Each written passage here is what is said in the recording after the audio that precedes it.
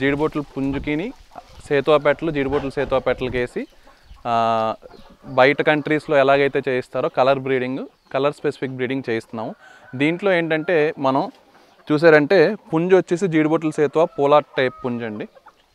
పెట్టలు వచ్చేసి సేతువా పెట్టలు జీడిబొట్ల సేతువా పెట్టలు ఉన్నాయండి. దీంట్లో ఒక్కొక్క పెట్ట ఒక్కొక్క లైన్లోంచి అండి. దీంట్లో ఉన్న లైన్స్ ఏంటంటే మార్టిన్ వెల్డర్ ఉన్నాయండి.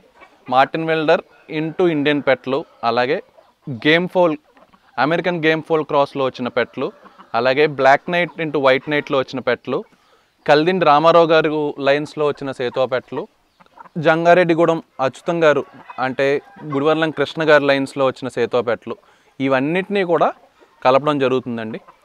జస్ట్ ఏంటంటే మనం సేతువా లైన్లో జీడిబొట్ల సేతువాలు వచ్చేలాగా పెరు మిక్స్తో చేయిస్తున్నామండి. సో బేసిక్గా కలర్ బ్రీడింగ్ కోసం అండి. నెక్స్ట్ ఇది ఏంటంటే ఇది అన్నీ కూడా ఇప్పుడు ఇమీడియట్గా జరిగే పని కాదండి. ఇప్పుడు ఈ అన్ని లైన్ పెట్టలు మన ఫామ్లో పుట్టినవే. వేరియస్ టైప్స్ ఆఫ్ బ్రీడింగ్ నుంచి వేరియస్ టైమ్స్లో వచ్చిన పెట్టలన్నింటినీ కలెక్ట్ చేస్తున్నాము. ఇంకా కూడా ఒక 4-5 పెట్టలు కలెక్ట్ చేయడం జరిగింది. వాటిని కూడా ఇంక్లూడ్ చేస్తామండి. పుంజును కూడా వేరే పుంజును మార్చడం జరుగుతుంది. బట్ కలర్ బ్రీడింగ్ మీద కాన్సన్ట్రేట్ చేస్తున్నామండి. అలాగే నెక్స్ట్ రసంగులు, అబ్రాస్లు, పచ్చకాయకులు ఇవి కూడా కలర్ బ్రీడింగ్ చేద్దామన్న ఉద్దేశంతో ఉన్నాం.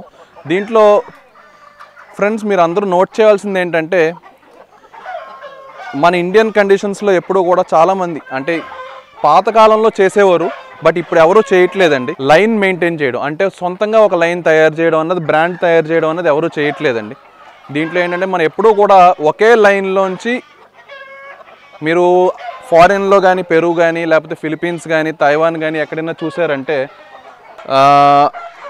మీరు ఒక పుంజుకి పోల్చడం కష్టం అవుతుందండి. ఇప్పుడు కాయకలు ఉన్నాయంటే అన్ని కాయకలు ఒకలాగా ఉంటాయి, పచ్చకాయకలన్నీ ఒక రకంగా ఉంటాయి, సేతువాలన్నీ ఒకే టైప్లో ఉంటాయి. దానికి రీజన్ ఏంటంటే క్లోజ్లీ బ్రీడ్ అండి. అది అంటే ఒకే లైన్ని డెవలప్ చేస్తారు. అది మన ఊర్లో ఎవరో కూడా మనం చేయట్లేదండి. ఇప్పుడు ఇక్కడ అందరూ చేసేది ఏంటంటే ఇక్కడ నుంచి ఒక పుంజుని తీసుకొస్తారు, ఒక 4-5 చోట్ల నుంచి పెట్టలను తీసుకొస్తారు, వాటిలన్నింటినీ క్రాస్ చేస్తారు. అన్నీ ఒక పుంజుకి దిగిన పిల్లలకి ఒక పిల్లకి పొంతన ఉండదండి. సో ఆ పాయింట్ మీద కూడా ఈసారి కాన్సన్ట్రేట్ చేస్తున్నామండి. ఇప్పుడు అన్నీ కూడా ఒక దగ్గరలో ఒక బ్రీడ్లోకి లింకప్ చేసి బ్రీడ్ చేద్దామన్న ఉద్దేశంతో ఓన్ బ్రాండ్ డెవలప్ చేయడం కోసం ఒక చిన్నసాటి ప్రయత్నం అండి ఇది. సో చూద్దాం ఫ్రెండ్స్, నెక్స్ట్ ఫ్యూచర్లో ఇది ప్రాసెస్ 1 నెల 2 నెలలు అయ్యేది కాదు, 2-3 జనరేషన్స్ మీద జరిగే ప్రాసెస్ 2-3 ఇయర్స్ పడుతుంది. ఆల్రెడీ హాఫ్ వేలో ఉన్నాం. మేబీ నెక్స్ట్ ఇయర్ ఒక ఓన్ లైన్ అన్నది